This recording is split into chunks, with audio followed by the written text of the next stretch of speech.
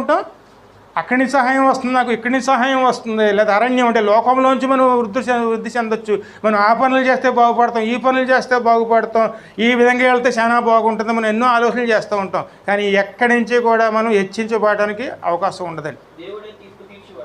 దేవుడే తీర్పు తీర్చేవాడు. ఆయన ఒకరిని తగ్గించును, ఒకరిని హెచ్చించును. నువ్వు పెరగాలన్నా దేవుని చేత సాధ్యమండి, మీరు తరగాలన్నా దేవుని చేతనే సాధ్యం అండి. దేవుని చేతిలోనే ఉంది. ఒకళ్ళు ఉన్నతమైన స్థానంలోకి వెళ్ళాలన్నా దేవుడే చేయగలడు.